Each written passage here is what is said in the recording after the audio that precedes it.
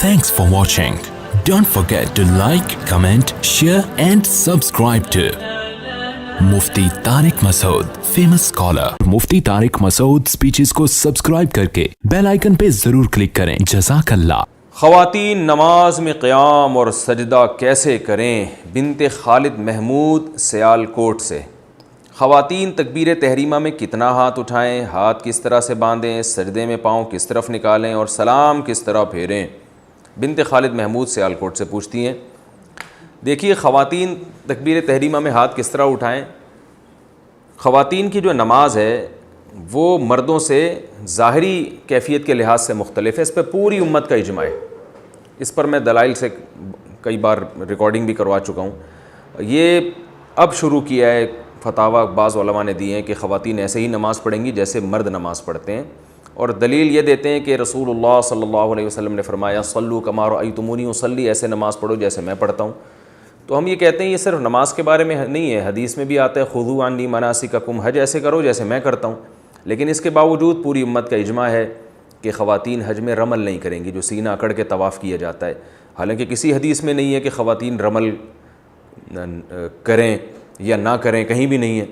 लेकिन इसके बावजूद चूँकि इसका ताल्लुक़ पर्दे से है, औरत की हया से है, तो पूरी उम्मत का इजमा है कि ख़वातीन रमल नहीं करेंगी। सफ़ा और मरवा की सई, नबी सल्लल्लाहु अलैहि वसल्लम ने तो सफ़ा और मरवा की सई दौड़ कर की है। कहीं भी नहीं है हदीस में कि आप सल्लल्लाहु अलैहि वसल्लम ने औरत को दौड़ने से मना किया हो। लेकिन हम इसके बावजूद तमाम उम्मत के उलमा, जिसमें हमारे अहले हदीस उलमा भी शामिल हैं, वो सब औरत को सफ़ा और मरवा में दौड़ने से मना करते हैं। हालांकि हमारे पास नबी सल्लल्लाहु अलैहि वसल्लम का इस बारे में कोई भी कौल मौजूद नहीं है। लेकिन पूरी उम्मत ने इजमा क्यों किया कि भाई औरत का ताल्लुक़ हया से है और इबादत में हया का उनसर झलकना चाहिए। इसी वजह से पूरी उम्मत आज तक इस पर इत्तिफ़ाक़ रहा है कि औरत दौड़ेगी नहीं। इसी तरह लब्बैक आहिस्ता कहना, तो हालांकि रसूलुल्लाह सल्लल्लाहु अलैहि वसल्लम ने तो लब्बैक ज़ोर से कहा है, लेकिन और औरत को कहीं भी नहीं है हदीस में कि नबी ने ज़ोर से लब्बैक कहने से मना किया हो। मगर पूरी उम्मत का इजमा है कि औरत आहिस्ता लब्बैक कहेगी, क्योंकि हज एक इबादत है और इबादत में औरत की हया का उनसर झलकना चाहिए। तो इसी बेसिस पर उम्मत का इस पर भी इजमा रहा है कि अगरचे हदीस में सराहतन नहीं है कि औरत सिमट के नमाज़ पढ़े, लेकिन पूरी उम्मत का इजमा रहा है कि औरत सिमट के नमाज़ पढ़ेगी, मर्दों की तरह चौड़ी होकर कुशादा होकर नमाज़ नहीं पढ़ेगी जैसे मर्द सजदा करते हैं या मर्द रुकू करते हैं। इसमें इमाम अबू हनीफ़ा, इमाम शाफ़ी, इमाम अहमद इब्न हम्बल, इमाम अहमद इब्न हम्बल तो इमाम बुखारी के उस्ताद हैं, हदीस के बहुत बड़े आलिम हैं। वो तो यहाँ तक भी कहते हैं कि औरत नमाज में तकबीर तहरीमा वाला रफ़ुल यदैन ही नहीं करेगी ताकि हाथ उठाना ही ना पड़े उसको। तो और इमाम शाफ़ी से भी यही मनक़ूल है कि सिमट के नमाज़ पढ़ेगी। तो चारों अइम्मा से मनक़ूल है, ताबीन, तबा ताबीन, और आज तक उम्मत का इस पर इजमा चला आ रहा है। तो अब अगर कोई इसमें हदीस का मुतालबा हमसे करता है कि हदीस में दिखाओ कि कहाँ लिखा है कि औरत सिमट के नमाज़ पढ़ेगी, तो उससे फ़ौरन आप मुतालबा करें कि हदीस में ये कहाँ लिखा है कि औरत आहिस्ता लब्बैक कहेगी, औरत सफ़ा और मरवा की सई जो है वो दौड़ेगी नहीं उसमें बल्कि चल के करेगी, और औरत रमल नहीं करेगी, सीना खड़ा के पहले 3 चक्कर नहीं लगाएगी तवाफ़ के। तो जैसे वहाँ हदीस नहीं है, उम्मत का इजमा है, तो ऐसे यहाँ भी हदीस नहीं है, उम्मत का इजमा है। यानी हदीस से मेरी मुराद कौल रसूल सल्लल्लाहु अलैहि वसल्लम। हाँ, सहाबा ताबीन के आसार हैं, वो जो है वो तो मौजूद है हमारे पास। इमाम बुखारी रहमहुल्लाह ने सिर्फ असलाफ़ में सिर्फ एक ख़ातून का तज़किरा किया है कि वो मर्दों की तरह नमाज़ पढ़ा करती थी। तो इससे साफ़ पता चलता है कि इमाम बुखारी ने असलाफ़ के जिस दौर का तज़किरा किया उसमें मर्दों और औरतों की नमाज में फ़र्क मशहूर था। तभी तो इमाम बुखारी कह रहे हैं कि फ़लाँ ख़ातून मर्दों की तरह पढ़ रही हैं। तो पता चला कि असलाफ़ के दौर में मर्दों की तरह नमाज अलग थी, औरतों की तरह अलग थी। तो इससे साफ़ पता चलता है कि उन औरत के अलावा जितनी औरतें थीं असलाफ़ में, सहाबा और ताबिइया, वो सारी औरतों की तरह नमाज़ पढ़ रही थी। तो इसलिए इमाम बुखारी ने सिर्फ एक ख़ातून का तज़किरा किया है, तो बाकी तमाम उनके अपोजिट चल रही थी और वो औरतों की तरह सिमट के नमाज़ पढ़ रही थी। ये वो दलाइल हैं जिनका इंतहाई एहतराम के साथ अहले हदीस उलमा के इंतहाई एहतराम के साथ ये वो दलाइल हैं जिनका हमें इस जवाब नहीं मिलता। तो इसलिए ये पूरी उम्मत का इजमा है कि ख़वातीन जो है वो सिमट के नमाज़ पढ़ेंगी। बाज़ हज़रात तो इसमें तशद्दुद बरतते हैं और हनफिया को बहुत लताड़ते हैं कि इन्होंने हदीस की मुखालफत की और औरत को हुक्म दिया है कि वो सिमट के नमाज़ पढ़े, हदीस की मुखालफत की है। लेकिन अजीब बात है कि यही हज़रात इमाम अहमद इब्न हम्बल पे क्यों एतराज़ नहीं करते, ये हज़रात इमाम शाफ़ी पे क्यों एतराज़ नहीं करते। इमाम अहमद इब्न हम्बल और इमाम शाफ़ी तो ये हदीस अपनी मुस्नद में लेकर आए हैं कि सल्लू कमा रअयतुमूनी उसल्ली, ऐसे नमाज़ पढ़ो जैसे मैं पढ़ता हूँ। इसके बावजूद इसके ख़िलाफ़ फतवा दे रहे हैं, इसलिए कि उन्होंने अपने ज़माने में देखा है, पूरी उम्मत को एक तवातुर से एक अमल करते हुए देखा है, اور رسول اللہ صلی اللہ علیہ وسلم کی صحیح حدیث ہے لا تجتمع امتی علی ضلالہ، میری امت گمراہی پہ جمع نہیں ہوگی۔ یہاں تک کہ جو اہل حدیث حضرات ہندوستان میں 150 سال پرانے جو فتاویٰ ہمیں ملتے ہیں اس میں اہل حدیث کی کتابوں میں بھی یہی لکھا ہوا ہے کہ عورتیں سمٹ کے نماز پڑھیں گی۔ تو یہ اس دور میں ایک میں سمجھتا ہوں کہ ایک نیا فتویٰ ہے جو چل پڑا۔ غلطی ہر انسان سے ہوتی ہے، لیکن ہمیں امت کے جو اجماعی مسائل ہیں ان میں انحراف نہیں کرنا چاہیے۔ اور خود حدیث سے بھی ثابت ہے کہ پردے کے معاملے میں عورت کا حکم مرد سے مختلف ہے، جیسے کہ رسول اللہ صلی اللہ علیہ وسلم نے ارشاد فرمایا عورت کی گھر کی نماز مسجد کی نماز سے بہتر ہے۔ کیوں؟ گھر میں پردہ زیادہ ہے۔ نبی صلی اللہ علیہ وسلم نے یہ بھی ارشاد فرمایا کہ عورت کے اندر گھر کے کمرے کی نماز صحن کی نماز سے بہتر ہے، حالانکہ وہاں کوئی دیکھنے والا نہیں ہے، کوئی نامحرم تھوڑی ہے، عورت کا اپنا گھر ہے۔ میں اس لیے کہہ رہا ہوں کہ بعض علماء یہ کہتے ہیں کہ بھائی اگر اکیلے میں عورت نماز پڑھ رہی ہے تو پھر بھی اس کو سمٹ کے نماز پڑھنے کا حکم کیوں دیا جاتا ہے، حالانکہ وہاں تو دیکھنے والا کوئی نہیں ہے۔ تو ہم یہی بات کہتے ہیں کہ عورت کے گھر میں کوئی نامحرم نہیں ہے، پھر بھی حدیث میں آتا ہے کہ صحن سے کمرے میں نماز پڑھنا اس کے لیے زیادہ بہتر ہے۔ تو اس سے صاف پتہ چلتا ہے کہ عورت کی نماز میں حیا کا عنصر جھلکنا چاہیے اور یہ ظاہر ہونا چاہیے کہ یہ عورت ہے۔ حدیث میں یہ بھی آتا ہے، آپ صلی اللہ علیہ وسلم نے فرمایا التسبیح للرجال والتصفیق للنساء، امام سے اگر نماز میں غلطی ہو جائے تو مرد اللہ اکبر یا مرد سبحان اللہ کہہ کے غلطی پہ تنبیہ کرے گا، لیکن عورت کو آواز نکالنے کی اجازت نہیں ہے۔ حالانکہ نارملی عورت کی آواز کا پردہ نہیں ہے، وہ ضرورت کے وقت بول سکتی ہے، لیکن نماز میں اس کو بولنے پر بھی پابندی لگا دی کہ وہ دائیں ہاتھ بائیں ہاتھ کی ہتھیلی پر رکھ کر ایسے تالی مارے گی جس سے امام کو پتہ چلے گا کہ وہ غلطی کر رہا ہے۔ تو پتہ چلا نماز کے باہر کے احکام الگ ہیں، نماز کے اندر کے احکام الگ ہیں۔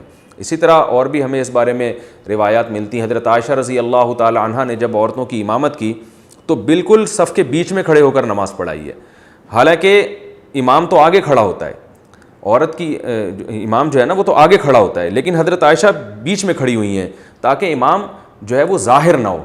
تو یہاں دیکھیں کس قدر حیا کا خیال رکھا ہے کہ نماز میں عورت کا عورت پن جھلکنا چاہیے۔ اسی طرح ہم دیکھتے ہیں کہ نماز میں عورت مردوں کی امامت نہیں کر سکتی، آگے نہیں کھڑی ہو سکتی۔ بیٹا ماں کو نماز پڑھا سکتا ہے، ماں بیٹے کو نماز نہیں پڑھا سکتی، حالانکہ ماں کا درجہ تو بیٹے سے زیادہ ہے۔ اس کے باوجود ماں جو ہے وہ نماز میں پیچھے کھڑی ہوگی، بیٹا آگے کھڑے ہوگا۔ تو اس میں اللہ تعالیٰ نے جو ہے نا ایک نماز میں مرد اور عورت میں ایک بڑا فرق رکھا ہے کہ ان کا فرق، یہ فرق نماز کے اندر جھلکنا چاہیے۔ تو یہ وہ تمام احادیث ہیں اور روایات ہیں جن سے فقہاء نے، تمام فقہاء نے استدلال کیا ہے کہ بھئی اس سے صاف پتہ چلتا ہے کہ عورت اور مرد کی نماز کی جو ظاہری کیفیت ہے اس میں بہت زیادہ فرق ہے، وہ فرق جھلکنا چاہیے نماز کے اندر۔ اور یہ تواتر سے اجماعی مسئلہ چلا آ رہا ہے۔ تو اب لوگ حدیث کا مطالبہ کرتے ہیں، تو جو مطالبہ کریں آپ ان سے مطالبہ کر لیں کہ صفا اور مروہ میں جو ہے عورت دوڑے گی نہیں، حدیث دکھاؤ کہاں ہے۔ تو امت کے اجماعی مسائل اس طرح سے توڑ موڑ کر حدیث کا لیبل لگا کے اگر ہم نے تبدیل کرنا شروع کر دیے تو ہمارے تو دین کا بیڑا غرق ہو جائے گا بالکل۔ تو اس لیے انہی فقہاء پر اعتماد کرنا چاہیے جو ہم سے پہلے محقق گزر چکے ہیں۔ عبداللہ بن مسعود رضی اللہ تعالیٰ عنہ کی روایت ہے، فرمایا من کان منکم مستنن فلیستن بمن قد مات فإن الحی لا یؤمن علیہ الفتنہ۔ عبداللہ بن مسعود رضی اللہ تعالیٰ عنہ فرماتے ہیں کہ جو تم میں اقتدا کرنا چاہتا ہے تو آج کے دور کے جو یوٹیوبرز ہیں اور آج کے دور کے جو محققین ہیں ان کی اتباع نہ کرے، بلکہ جو دنیا سے جا چکے ہیں ان کو فالو کریں، کیونکہ حی پر فتنے کا اندیشہ زیادہ ہے۔ جو زندہ لوگ ہیں ان کے بارے میں ڈر ہے کہ یہ دنیا پرستی میں یا اپنی دکان چمکانے کے لیے لیبل یہ لگا رہے ہیں کہ ہم دوسروں کی دکانیں بند کر رہے ہیں، مگر ان کا مقصد ایسا نہ ہو کہ اپنی دکان چلانا چاہ رہے ہوں۔ تو اس کا بھی یہ زندہ لوگوں پہ یہ اندیشہ زیادہ ہے۔ پرانے لوگوں کی جو تحقیقات ہیں وہ تحقیقات للہیت کی بیس پر ہوتی تھیں، آج نفس پرستی کا دور ہے۔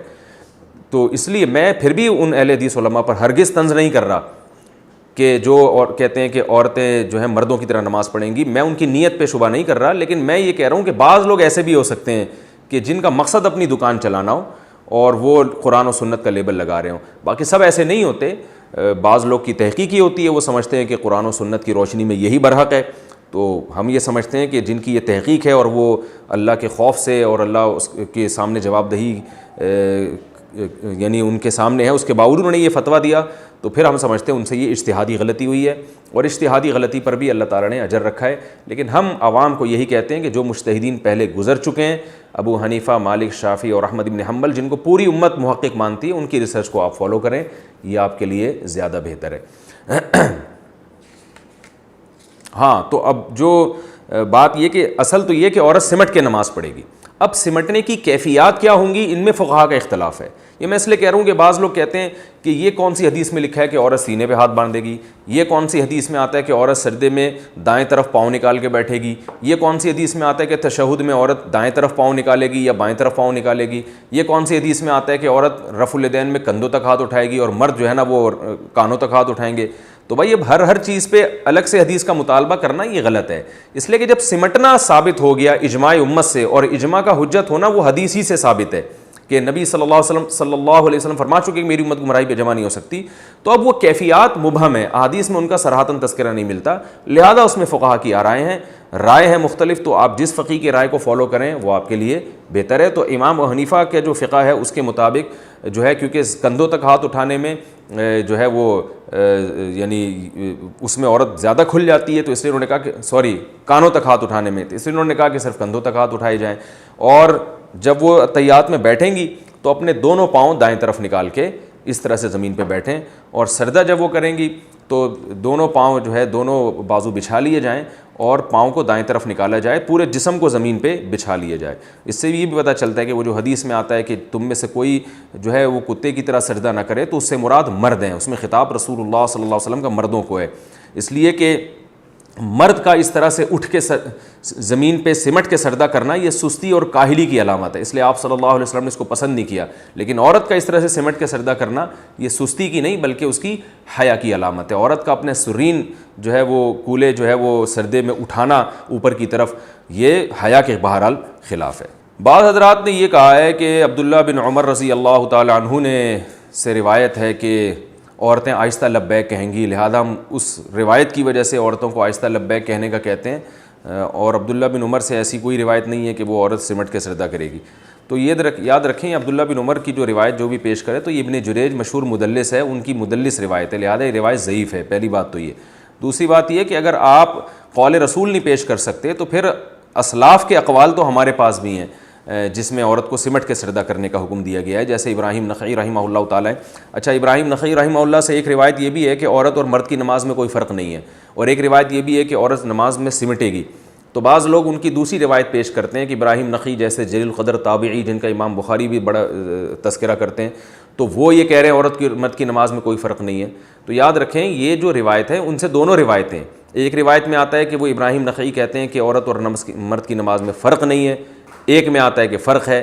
تو صاف پتہ چلتا ہے کہ اس روایت کا مطلب کچھ اور ہے, اس کا مطلب کچھ اور ہے. تو عورت اور مرد کی نماز میں فرق نہیں ہے رکعتوں کے لحاظ سے, قرات کے لحاظ سے, تسبیحات کے لحاظ سے. جو مرد نے پڑھنا ہے وہی عورت نے پڑھنا ہے, جتنی رکعتیں اس نے پڑھنی ہے اتنی اس نے پڑھنی ہے, اس لحاظ سے کوئی فرق نہیں ہے. اور دوسری جو ابراہیم نخعی سے روایت ہے جس میں آتا ہے کہ فرق ہے, اس سے مراد ہے کہ ظاہری کیفیت کے لحاظ سے فرق ہے. میں اس لیے کہہ رہا ہوں ایسا نہ ہو کوئی ابراہیم نخعی سے وہ روایت پیش کر کے آپ اس سے متاثر ہوں اور کہیں کہ اچھا بھائی یہ تو ہمیں ان سے بھی ایک اسلاف کا قول مل گیا. تو ایسا نہیں ہے, اس قول کی کیا حقیقت ہے وہ میں نے آپ کو بتا دی. Thanks for watching. Don't forget to like, comment, share and subscribe to Mufti Tariq Masood Speeches channel.